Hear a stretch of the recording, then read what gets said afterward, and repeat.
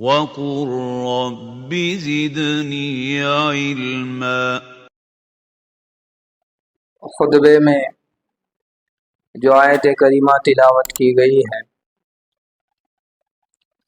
اس آیت مبارکہ میں اللہ تبارک و تعالی مومنین سے خطاب کرتے ہوئے ارشاد فرماتے ہیں، یا ایھا الذین آمنوا لم تقولون ما لا تفعلون، کہ اے ایمان والو، اے وہ لوگوں جنہوں نے اللہ اور اس کے رسول کے حکموں کا اقرار کر چکے ہیں، لم تقولون ما لا تفعلون، تم وہ کیوں کہتے ہو جو کرتے نہیں، لم تقولون ما لا تفعلون، تم وہ باتیں کیوں کرتے ہو جو تم خود نہیں کرتے، کبر مقتا عند اللہ، یہ اللہ کو سخت ناپسندیدہ اور غصہ دلانے والی بات، ان تقولوا ما لا تفعلون، کہ تم جو کہہ رہے ہو کرتے نہیں۔ اس آیت مبارکہ سے ایک بات ہمیں یہ سمجھ آتی ہے کہ اللہ تعالیٰ کے یہاں مومن کی زبان سے نکلے ہوئے الفاظ کی بہت قدر و قیمت ہے۔ اللہ کے یہاں ایک مومن کی زبان سے نکلے ہوئے الفاظ کی اتنی قدر و قیمت ہے، اتنی قدر و قیمت ہے۔ ایک مرد اور ایک عورت، یہ دونوں آپس میں محرم ہیں، اجنبی ہیں۔ اب اجنبی ہیں، محرم ہیں، تو ان دونوں کا آپس میں دیکھنا جائز نہیں، ملنا جائز نہیں، قریب آنا جائز نہیں،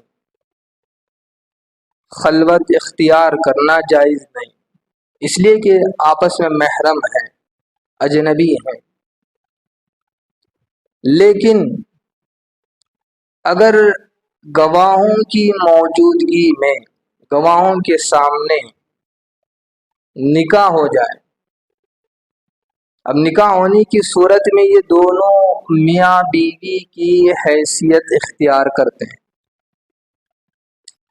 اب یہاں یہ بات سمجھنے کی ہے کہ نکاح کے لیے مرد کو کوئی بہت بڑا پہاڑ اپنے سر پر اٹھانا نہیں پڑا، اور نہ ہی عورت کو کوئی بہت دشوار اور خاردار راستہ طے کرنا پڑا۔ بس مرد سے یہ کہا گیا کہ کیا آپ اس عورت کو اپنے نکاح میں قبول کریں گے؟ تو مرد نے بس ایک لفظ کہا، ایک لفظ، قبلت، ہاں میں نے قبول کیا۔ ایک لفظ، ایک لفظ سے وہ عورت جو اجنبی تھی، محرم تھی، جسے دیکھنا جائز نہیں تھا،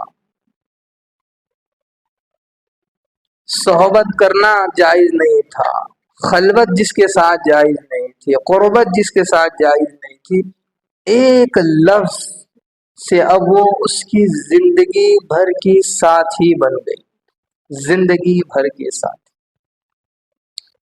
زندگی بھر کی وہ شریک حیات بن گئی، رفیق حیات بن گئی، ایک لفظ۔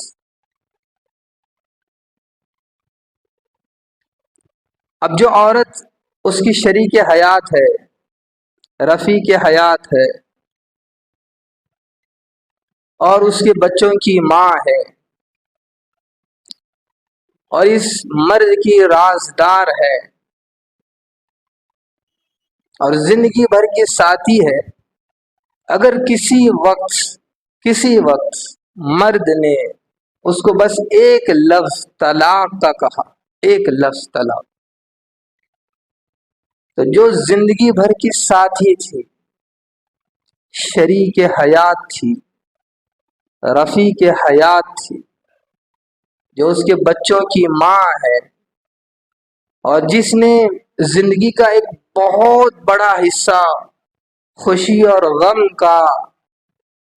غم اور سرد کا اپنے شوہر کے ساتھ گزارا، زمانے کی اونچ نیچ کو اس نے اس کے ساتھ برداشت کیا، ایک لفظ اسے ہمیشہ کے لیے اجنبی کر دیتا ہے،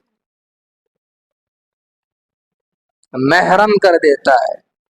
اب اس کو دیکھنا جائز نہیں، اس کے قریب ہونا جائز نہیں، اس کی خلوت جائز نہیں، بلکہ اب اس کو بیوی کہنا بھی جائز نہیں۔ تو اس سے پتہ چلا کہ اللہ کے یہاں مومن کی زبان سے نکلے ہوئے الفاظ کی کس قدر و قیمت ہے۔ ایک لفظ زندگی کی کایا کو پلٹ دیتا ہے۔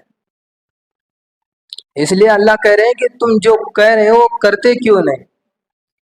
کیا تم نے اپنے آپ کو اتنا ہلکا سمجھ لیا ہے کہ تم تو مومن ہو، اور مومن کی گفتگو بامعنی ہوتی ہے، با مقصد ہوتی ہے، اور اس کی گفتگو فضول نہیں ہوتی، اس کے بول مجہول نہیں ہوتے، وہ جب بولتا ہے تو سوچ سمجھ کر بولتا ہے، ناپ تول کر بولتا ہے، وہ جب الفاظ کا انتخاب کرتا ہے تو سوچ سمجھ کر کرتا ہے، اس کے الفاظ کا چناؤ بہترین ہوتا ہے۔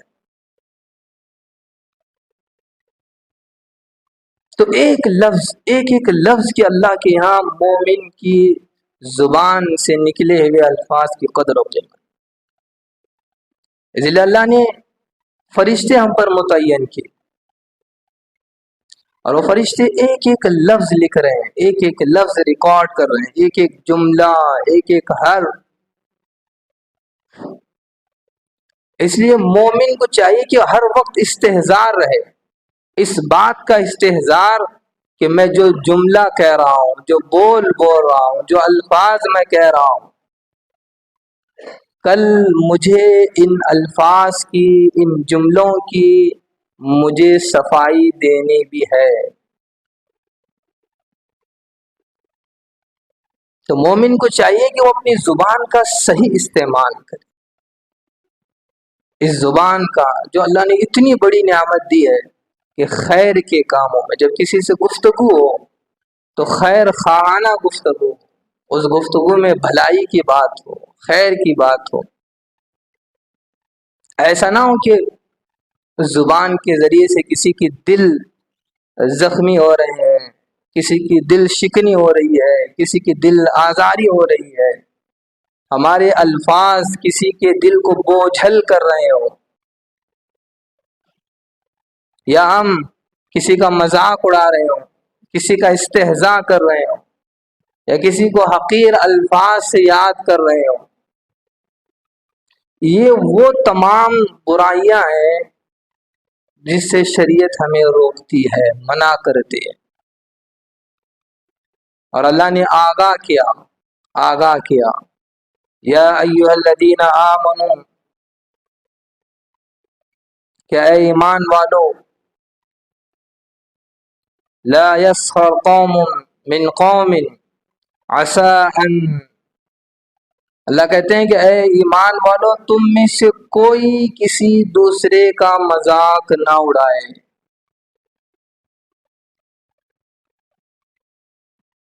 کہ گفتگو کر رہے ہیں کسی کے ساتھ بالکل گری ہوئی گفتگو،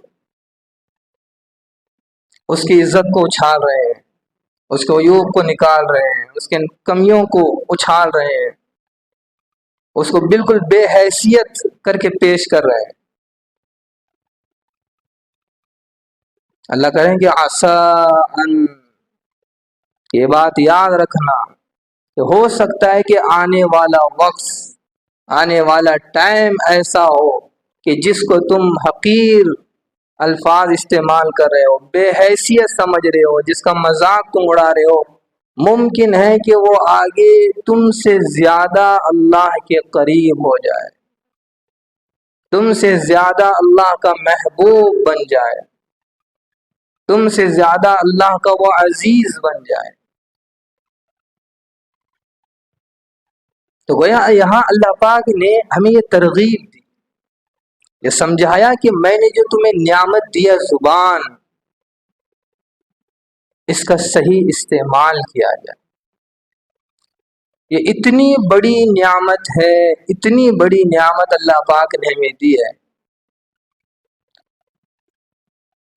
چونکہ ہم نعمتوں پر غور و فکر نہیں کرتے، ہم نے کبھی اللہ کی دی ہوئی نعمتوں پر غور کرنا ہمارے دل و دماغ میں بھی نہیں آیا. اگر ہم اللہ کی دی ہوئی نعمتوں پر غور کریں تو بس ایک نعمت پر غور اگر ہم صحیح طور پر کریں تو یوں سمجھیں کہ ہماری زندگی میں ایک انقلاب آئے گا، ہماری زندگی بدل جائے گی، ہم اللہ کے بہت زیادہ قریب ہو جائیں. بس ایک نعمت پر ہم غور کریں.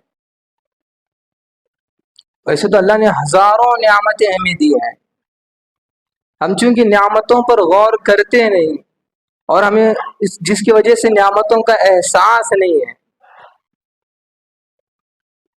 اللہ نے جو زبان کی نعمت دی ہے یہ کتنی بڑی نعمت ہے، کتنی بڑی نعمت. جس آدمی کو زبان نہیں ملی ہو، گونگا ہو، زبان کی نعمت سے محروم ہو، اس سے پوچھیں کہ زبان کی کیا نعمت ہے، وہ کتنی بڑی اس کی اہمیت ہے. ہم نے ارد گرد ایسے کئی نوجوان کو دیکھتے ہیں جو خوبصورت ہیں، حسین و جمیل ہیں، صحت مند ہیں، ان کے اندر صلاحیت ہے، قابلیت ہے، ہنر ان میں موجود ہے، قابل رشک ہیں، لیکن گونگے ہیں، زبان کی نعمت سے محروم ہے. بیچارے وہ اپنا اظہار، اپنے جذبات کا اظہار نہیں کر پاتے. اپنے جذبات کا اظہار اپنی بیوی سے، اپنے بچوں سے، اپنے ماں باپ سے، اپنے دوستوں سے، اپنے رشتہ داروں سے اور لوگوں سے اپنے جذبات کا اظہار نہیں کر پاتے. اپنے احساسات وہ شیئر نہیں کر سکتے. ذرا ہم دیکھیں کہ اللہ نے ہمیں جو زبان دی ہے، ہم اس زبان سے اپنے جذبات اور اپنے احساسات کو الفاظ کے سانچے میں ڈھال کر لوگوں کے سامنے رکھ سکتے ہیں. اس کے پاس سب کچھ ہے لیکن اپنے جذبات، اپنے احساسات کو الفاظ کے پیراہن میں لوگوں کے سامنے پیش کرنے سے وہ محروم ہے. اتنی بڑی نعمت اللہ نے ہمیں دی ہے زبان. تو لہٰذا مومن کو چاہیے کہ اس زبان کا صحیح استعمال کرے، صحیح استعمال. زبان تو دکھنے میں بہت چھوٹی معلوم ہوتی ہے، جیسے عربی میں کہتے ہیں کہ جرم ہو صغیر و جرم ہو کبیر، کہ زبان سائز اور جسامت کے اعتبار سے تو بہت چھوٹی ہے، اتنی سی ہے، لیکن اس کے گناہ اتنے بڑے ہیں، اتنے بڑے ہیں کہ آدمی اس کا کوئی اندازہ نہیں لگا سکتا، اتنے بڑے. زبان ہی سے تو آدمی چغلی کرتا ہے. چغلی کہتے ہیں کہ کسی کے پیٹھ پیچھے ایسی بات کہی جائے کہ اگر اس شخص کے سامنے کی جائے تو اسے بری معلوم ہو، اس کا دل ٹوٹ جائے، وہ بالکل بکھر جائے کہ بھئی اس نے کیا بات کہی. اب دیکھیں یہ معاملہ، یہ عمل ہماری زندگیوں میں اس طرح ہے کہ ہمیں اس کا کوئی احساس نہیں ہے. اور یہ غیبت اتنا بڑا جرم ہے، اتنا بڑا جرم ہے. نبی علیہ السلام فرماتے ہیں الغیبت اشد من الزنا، الغیبت اشد من الزنا، کہ غیبت زنا سے بھی بڑا جرم ہے، زنا سے بھی بڑا جرم. کہ کسی کے پیٹھ پیچھے اس کی برائی بیان کرنا، ایسی بات کہنا کہ جس سے اس کا دل ٹوٹ جائے اگر اس کے سامنے کہی جائے. کتنا بڑا جرم، زنا سے بھی بڑا جرم. اگر ہمارے پاس کوئی آ کر کہے کہ بھئی آپ کا قریبی آدمی جو نمازی بھی ہے، روزے دار بھی ہے، اور وہ صوم و صلات کا پابند بھی ہے، وہ حج پر حج بھی کرتا ہے، عمرے بھی کرتا ہے، لیکن آج اس سے اتنی بڑی خطا ہوئی کہ اس نے زنا کیا. اب آدمی کے آنکھیں پھٹی کی پھٹی رہ جاتی ہیں کہ اس نے زنا کیا، اس لیے کہ وہ سمجھتا ہے کہ زنا کتنا بڑا جرم ہے. لیکن نبی علیہ السلام کیا فرماتے ہیں؟ الغیبۃ اشد من الزنا، کہ کسی کے پیٹھ پیچھے اس کی برائی بیان کرنا یہ زنا سے بھی بڑا جرم ہے. تو آج کیا عوام، کیا خاص، کیا چھوٹے، کیا بڑے، کیا ہم اس برائی میں مبتلا نہیں ہیں؟ کیا ہم اس جرم میں مبتلا نہیں ہیں؟ کیا ہماری زبان کسی کی برائی سے پاک ہے؟ حدیث میں آتا ہے کہ غیبت، جو آدمی غیبت کرتا ہے گویا وہ مردار کا گوشت کھا رہا ہے. اور قرآن مجید میں اللہ نے اسی مضمون کو بیان فرمایا کہ کیا تم یہ پسند کرتے ہو کہ مردار گوشت کھاؤ؟ اب ذرا سوچیں کہ جو برائی غیبت اتنی سخت ہے کہ زنا سے بڑا اس کا جرم ہے، آج ہماری محفلیں غیبت سے بھری ہوئی ہوتی ہیں. دو آدمی جب بیٹھے گفتگو کر رہے ہو تو ان کی گفتگو کسی کی برائی کیے بغیر مکمل نہیں ہو سکتی. کسی کی برائی چل رہی ہے، جھوٹ اور چغل خوری اور پھر الزامات اور بہتان، اور پھر ایسی باتیں کہ اگر اس شخص کے سامنے وہ آ جائے تو وہ بالکل ٹوٹ جائے، وہ بالکل بکھر جائے، اس کا دل چھلنی ہو جائے کہ یہ کیسی باتیں ہو رہی ہیں. اور یہ ساری چیزیں زبان ہی سے تو ہوتی ہیں. جھوٹ آدمی زبان سے کہتا ہے. اللہ پاک کو جھوٹ سے اتنی نفرت ہے، اتنی نفرت ہے. حدیث پاک میں آتا ہے کہ جب کوئی آدمی جھوٹ کہتا ہے اور جھوٹ کہتے کہتے کہتے اس کا احساس ختم ہو جاتا ہے اور بس جھوٹ کہہ رہا ہوتا ہے، ایک حد وہاں پہنچتی ہے کہ اللہ پاک اس سے اس قدر ناراض ہوتے ہیں کہ اس شخص کا نام جھوٹوں کی فہرست میں لکھوا دیتے ہیں. اس آدمی کی بدبختی اور بدنصیبی اور اس سے کیا ہو سکتی ہے کہ خود خالق کائنات اس کا نام جھوٹوں کی فہرست میں شامل کر دے.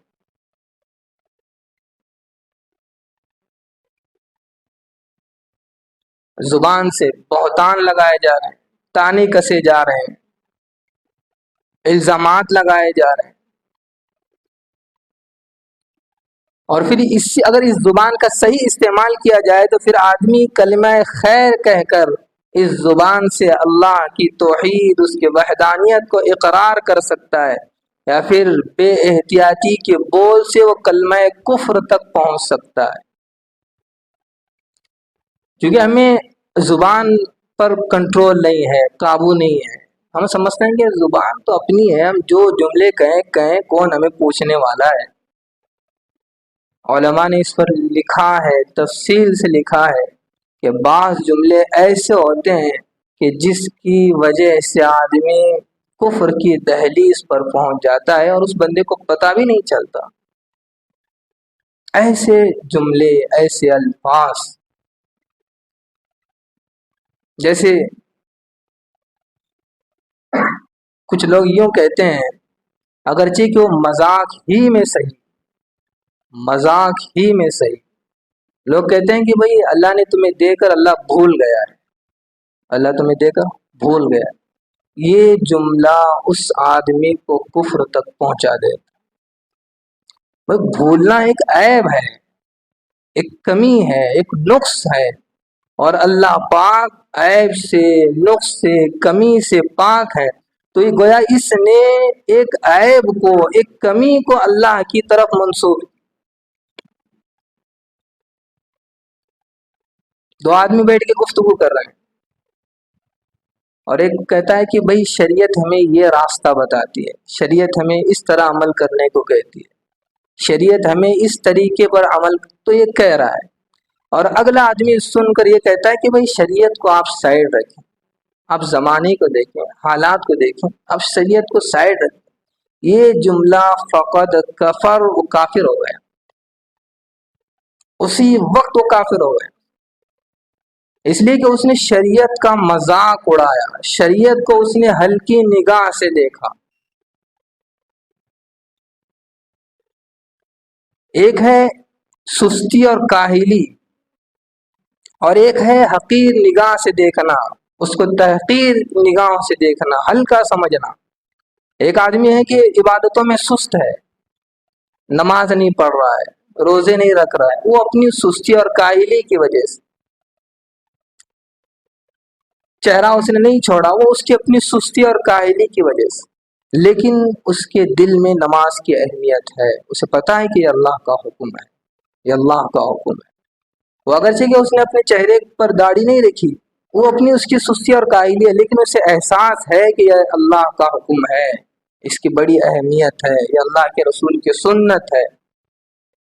اور ایک آدمی وہ ہے کہ وہ یوں کہے کہ بھئی نماز یہ ویسٹ آف ٹائم ہے، نماز یہ بھئی وقت کو ضائع کرنے والی چیز، بھئی لوگ کہاں سے کہاں پہنچ رہے ہیں، تم کیا کر رہے ہو.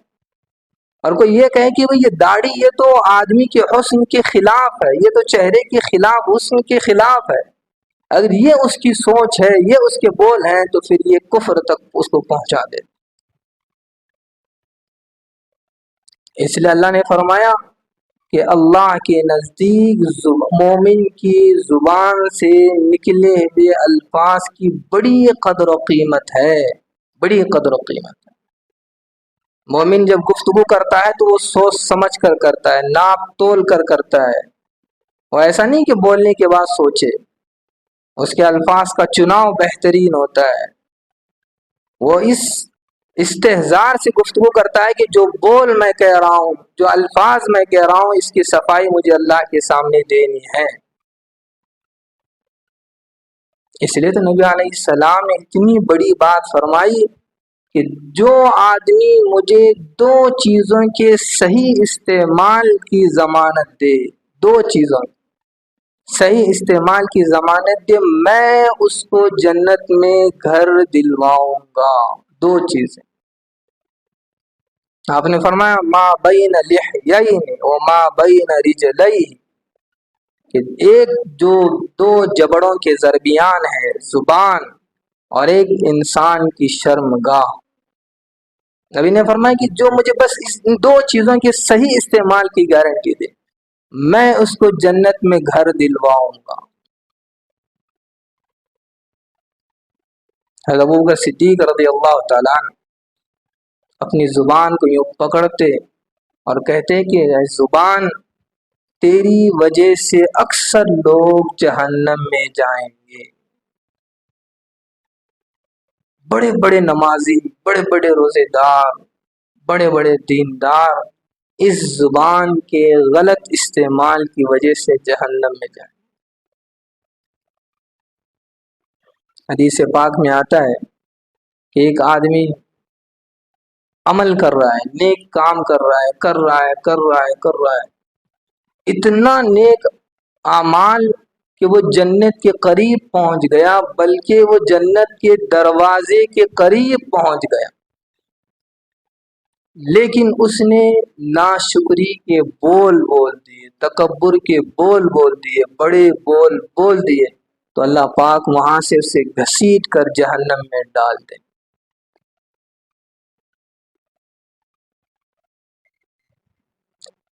ہم یہ سمجھتے ہیں کہ بولنا تو بڑا آسان کام ہے، لوگ تو بس بولنے کے موقع ڈھونڈتے ہیں کہ مجھے کوئی آگے بڑھا دے، مجھے کوئی کہے کہ بھی بول دیں. آج بولنا بہت آسان ہے، کسی کو کمینہ کہنا آسان ہے، کسی کو بیوقوف کہنا آسان ہے، کسی کو بزدل کہنا آسان ہے، کسی کو ماں بہن کی گالی دینا آسان ہے، کسی پر چوری کا، زنا کا، جائیداد کی لوٹنے کا الزام لگانا بڑا آسان ہے، لیکن قیامت کے وقت جب قیامت برپا ہوگی اور اللہ پاک اس وقت بالکل اپنے جلال میں ہوں، اور ایسے جلال میں کہ اللہ پاک موت کو بھی موت دے دیں گے، موت کو بھی موت آ جائے، اب کوئی نہیں رہے گا، اور اللہ تعالیٰ پورے جلال میں کہیں گے ہے کوئی میرا مد مقابل، ہے کوئی میرا شریک تو لے آؤ، اور پھر اللہ پاک زمین کو جھٹکا دیں گے اور کہیں گے انا الملک، میں بادشاہ ہوں، پھر دوسرا جھٹکا دیں گے انا القدوس المؤمن المہیمن، کہ میں قدوس ہوں، سلام ہوں، مومن ہوں، پھر تیسرا جھٹکا دیں گے اور کہیں گے کہ انا المہیمن العزیز الجبار المتکبر۔ اس قدر جلال میں اللہ پاک ہوں گے، انبیاء تھرا رہے ہوں گے، کانپ رہے ہوں گے، اور ہر ایک کو بس اپنی اپنی پڑی ہوگی۔ ذرا سوچیں کہ اس وقت اللہ پاک ہم سے کہیں کہ بھائی بتاؤ فلاں وقت فلاں جگہ فلاں کو تم نے کمینہ کہا، بدبخت کہا، ماں بہن کی گالی دی، چوری کا الزام لگایا، جائیداد کے لوٹنے کا الزام لگایا، اب ثابت کرو۔ ہے کوئی ثابت کرنے والا؟ ہے کوئی اپنے الفاظ کی صفائی اللہ کے سامنے پیش کرنے والا؟ اس لیے اللہ کہہ رہے ہیں کہ میرے یہاں مومن کی زبان سے نکلنے والے الفاظ کی بڑی قدر و قیمت ہے۔ مومن کبھی مجہول گفتگو نہیں کرتا، مومن کبھی فضول گفتگو نہیں کرتا، اس کی گفتگو معنی دار ہوتی ہے، با مقصد ہوتی ہے۔ زبان کی لغزش یہ پاؤں کی لغزش سے زیادہ خطرناک ہوتی ہے، اس قدر خطرناک آدمی اگر پھسل جائے تو کیا ہوگا؟ زیادہ سے زیادہ جان چلی جائے، اور کیا ہوگا؟ بس مر جائے گا۔ لیکن زبان اگر پھسل جائے، زبان چوک جائے، تو پھر انسان کا ایمان سلب ہو جائے۔ اس لیے اللہ نے فرمایا یا ایھا الذین آمنوا لم تقولون ما لا تفعلون، میرے بندو اس غلط فہمی میں نہ رہنا، مومن کی میرے یہاں بڑی قدر و قیمت ہے، اس کی گفتگو کی بڑی قدر و قیمت ہے۔ لہذا ہمیں مومن کو چاہیے کہ وہ اپنی زبان کا صحیح استعمال کرے، الفاظ کا چناؤ بہتر ہو، الفاظ کا انتخاب بہتر ہو۔ اگر کسی کو ڈانٹنا بھی ہو تو اس پیار سے ڈانٹیں کہ سامنے والا اپنی غلطی کو تسلیم کرے۔ اگر یہ کوئی مسئلے کا حل ہے کہ آپ کی گالی گلوچ سے، آپ کی بد اخلاقی یا آپ کی زبان کے غلط استعمال سے وہ راہ راست پر آ سکتا ہے، یہ ممکن نہیں ہے، وہیں آپ میٹھے دو بول بول دیں، نرمی کے دو بول بول دیں، اس سامنے پتھر دل انسان بھی پگھل جائے۔ اس لیے کہ اللہ پاک نے وہ طاقت، وہ تاثیر زبان میں رکھی ہے۔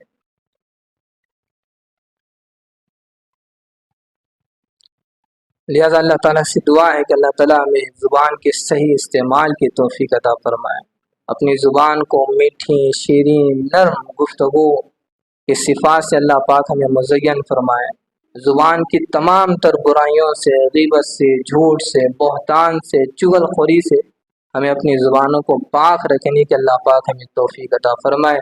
وآخر دعوانا الحمدللہ رب العالمین۔ Thank you for watching.